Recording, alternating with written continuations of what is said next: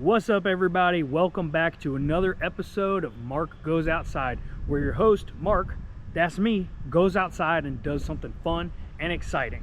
So if you like going outside, make sure that you subscribe and join me for the ride. In today's episode, I'm going to show you how I built this here cold plunge with insulation and a chiller for under $500. Let's get into it. If you don't know what a cold plunge is, you have been living under a rock. These things are all the rage these days because they have all kinds of health benefits. And I've been doing it for a few months now, and I'm going to show you how you can get into it for under $100. And then if you really like it, you can step it up like I am today by adding a cheap chiller for under $300. So I'm going to do this little DIY today. I'm going to take you guys along. Let's get into it. So it is the heat of summer in Florida. We are at the end of June, so we've had some real hot weather. It's been, 95, sometimes up to 100. I have this little cold plunge set up, and this is just like a cheap Amazon tub, like one of these. I think it's the company's like Feel Good or Good Luck. The thing was like 40 bucks, and I've been using this thing for I don't know, like 8 to 9 months now. And I've just absolutely been loving the cold plunging. Like, it helps with inflammation. I get tendonitis pretty easily. And this has been, absolute godsend. But in order to use it, I've been using ice cubes, which I think a lot of people do when they first start doing the cold plunge thing. And honestly, it's a great way to, to find out if it's something you want to keep doing. But basically, these tubs right here, this is what I've been using. And it takes about 4 of these. I think, yeah, these are 6 liters. So I literally fill these, put them in the freezer, and I have 4 of them. So that's like 24 liters of ice. And that would usually get my cold plunge down, to the required 58 degrees Fahrenheit or lower than that. But it's a real pain in the butt having to lug around 4 of those tubs, put the ice in, and then you get in there for just a few minutes and you got to pull it out. You got to fill it back with water, put it in the freezer, and you're spilling water all over the house and your wife's getting pissed and stuff. So it's not an ideal situation. So I've been thinking about this for a while. I've been wanting to get a chiller. Now, if you've gotten this far, you probably also recognize that chillers are freaking expensive, man. Which is kind of ridiculous because you can buy a refrigerator for like way cheaper, and it's basically the same mechanism.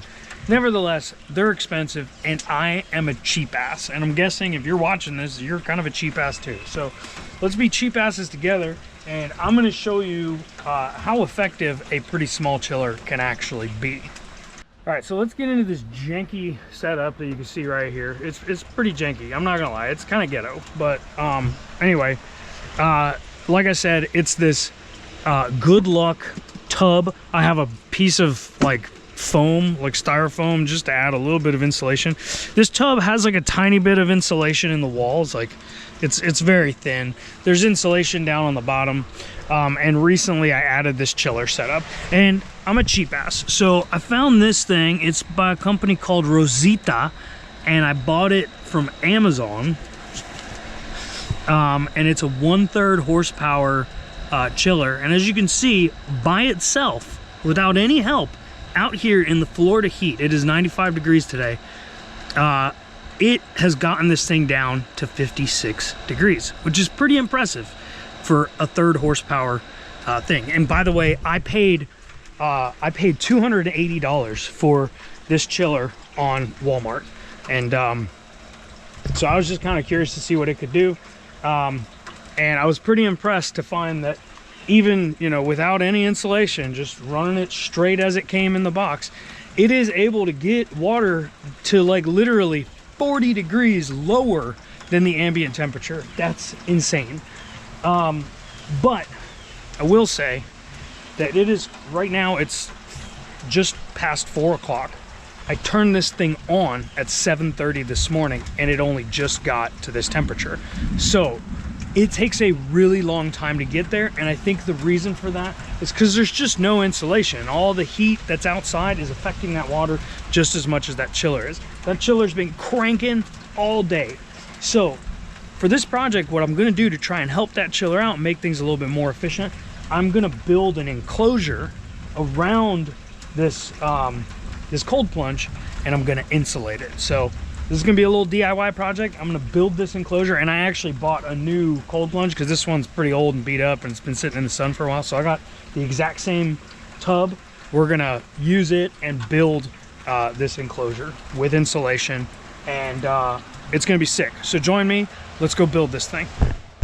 Oh, and last thing, if you like this kind of content, do me a favor and subscribe to the channel. Like I said, it's a brand new channel and I don't have any subscribers. So if you do me a solid, just click that subscribe button. Maybe tell your friends about this that are interested in cold plunging.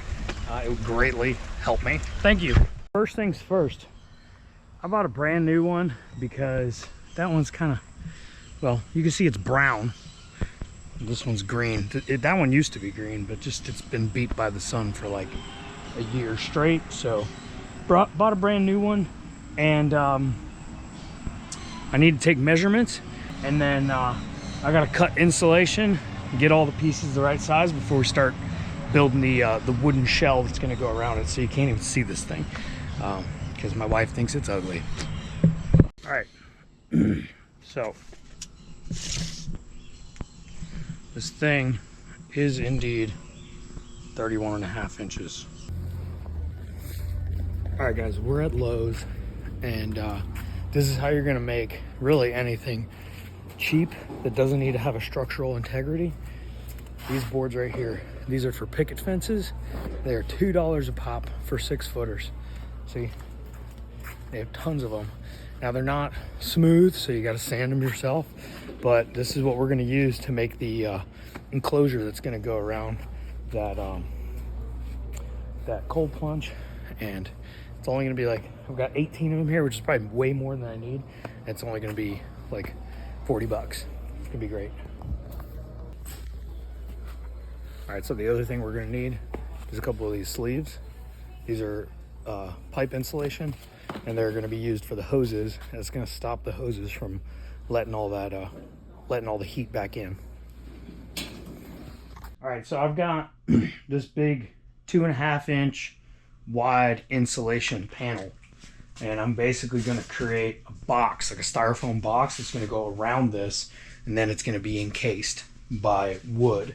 So the wood's gonna give it structure, it's gonna make it look nice, and this is gonna insulate the crap out of it. So I cut all these pieces into 32 by 32 inch squares. It's not going to be exact because I'm going to have to trim some of them. And then out here, I've started construction. So I've got, these are those picket fence slats, cutting them in half, so 36 inches. That gives me room to put, so this is going to be the bottom of it, which is 32 by 32. And then that gives me room to put a 2-inch piece on either side. That's going to come up 32 inches. It's going to leave a little bit of room above the edge. That way, you know, in case I ever get like a different size one to put in here, it'll be fine. So let me flip this on its side so you can see. This is, I'm keeping it pretty simple, almost like a pallet. You know, it's gonna do just fine. So that's the bottom, and then the sides are gonna be like I said, I cut these boards a little too big on purpose, so that I could fit them once I got to this stage, because I really want to make sure that they're really tight in between here. So I'm getting a good measurement down at the bottom, which is where this is in place. These might still be leaning out a little bit, so I'll get that measurement, and I'm gonna cut that all the way up, and I'm gonna leave like probably a couple millimeters too long. That way it'll you know, I'll have to really squeeze it in there, and that's just gonna make it you know, a really tight fit. That's what I want. Also, I just learned by looking on Google that when you have this foam board, apparently you're supposed to put the shiny side towards the dead air, or the dead air space, the air that doesn't move. So in this case, it's like a cooler type situation. The air inside's not going to move. So I'm going to put all the shiny sides inward, except for that one because it's already in place and I don't feel like messing with it. All right, so cut the board to size, and since everything is 36 inches, we've got a couple 36-inch pieces of wood here, and I'll put a couple screws in each side, and then we're going to pull them together, and when those edges line up on this board, it should be a perfect 36 inches, and that piece of wood that piece of board should be wedged in there perfectly. So we're going to do that on all sides, and once we've got the frame like structured properly, then it's just a matter of cutting boards and filling in the space until you can't see any foam anymore. All right, so there's the first one in place, and as you can see, just by lining everything up and leaving a little extra on there, it's wedged in there pretty good. It doesn't even need any glue. All right, so there's the base structure. Like I said, all I gotta do is take slats and put them across here to cover up all the insulation. And now I gotta cut a lid from the insulation, and then basically the lid's gonna end up being the same as the bottom. So looks pretty solid, and that tub can just sit in here. And the nice thing about doing it this way is that, like, you just keep buying those cheap tubs and putting them in here. As long as they're less than 32 inches in diameter, they're gonna fit in here just fine. I will have to make, well, I probably don't. I was gonna say I need to drill some holes for drainage, but I'm not putting any glue down on the bottoms, so the water can actually just drain off the sides. So I'm not even really worried about it. All right, we have a lid. I just got to fit that inside of it. All right, so I obviously want this to be as tight a fit as possible. So what I've done is I slotted this in to these corners, and it's just literally sitting there just by friction. I'm gonna lay this down on top of it, and I'm actually gonna put a couple screws into the styrofoam and hope that they'll hold just enough that when I lift it up, it'll take the lid with it. We'll see, I guess. All right, it worked out perfectly. You can see, I don't know if you guys can see that, but there's 3 screws here. I put those through into the board, and when I lifted it up, it stayed on, but then I realized it was kind of pointless because I needed to apply the glue on here. So realistically, if it doesn't stick, like if it doesn't stay on the screws, it's fine, because you really just need the indexing points. So I've got these 3 screw holes in there. I just need to line back up with those screws so I know that's exactly where it needs to be. And now I'm going to cover this thing in glue, and I'm using Gorilla Glue because it has it like expands as it cures, so it's going to fill all the gaps and stuff.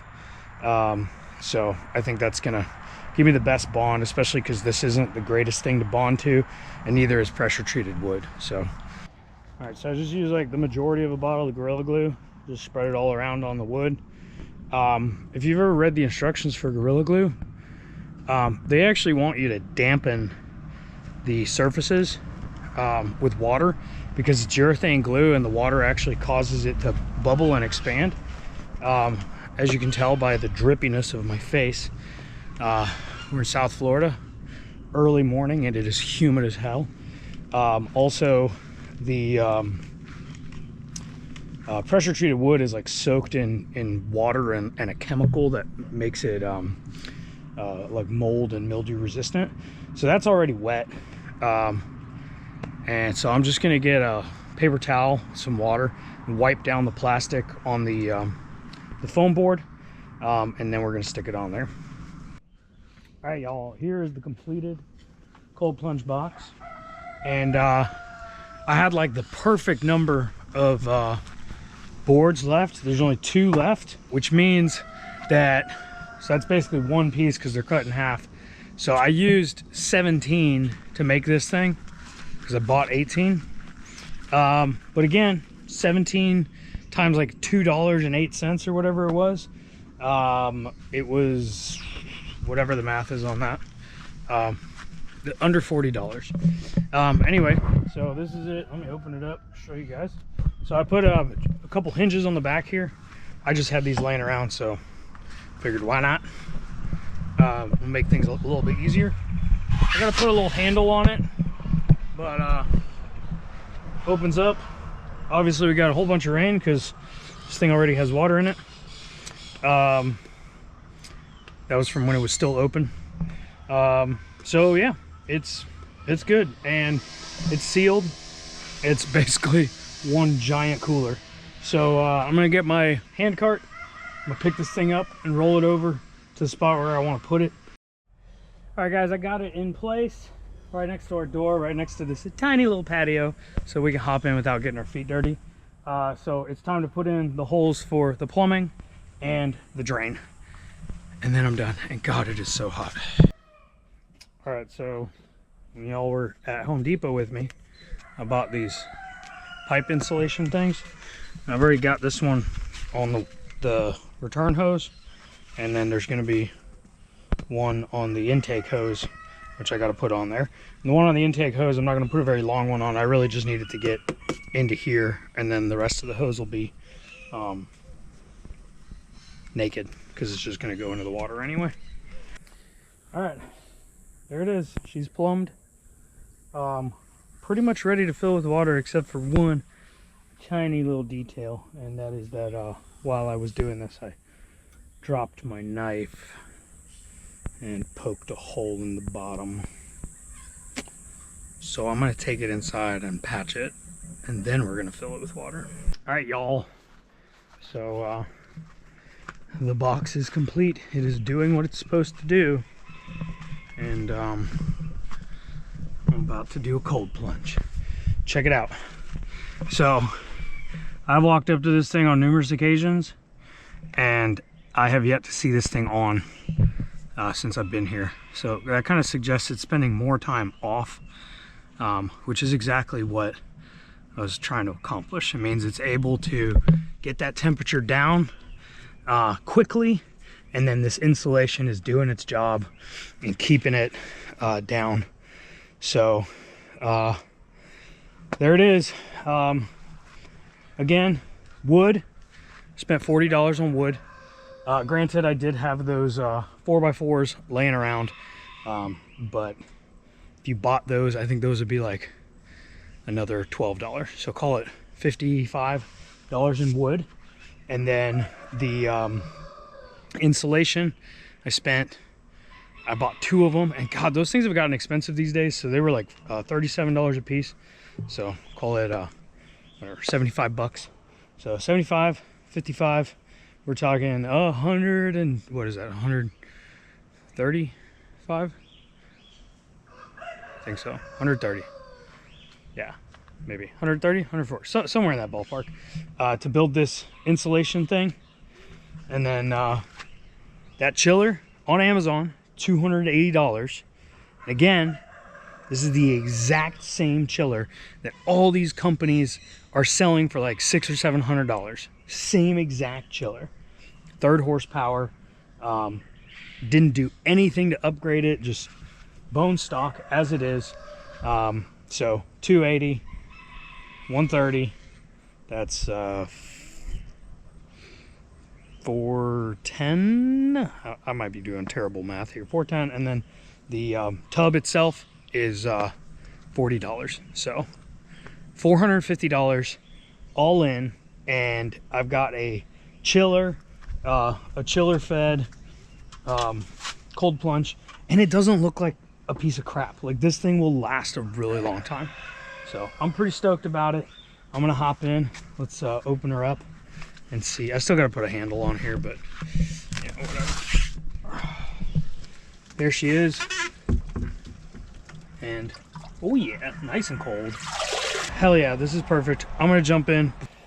So hopefully you guys thought this one was helpful, and if you got any questions, drop them down in the comments. And since this is a pretty new YouTube channel, make sure that you subscribe and like, tell your friends about it, and hopefully I'll see you guys in the next video.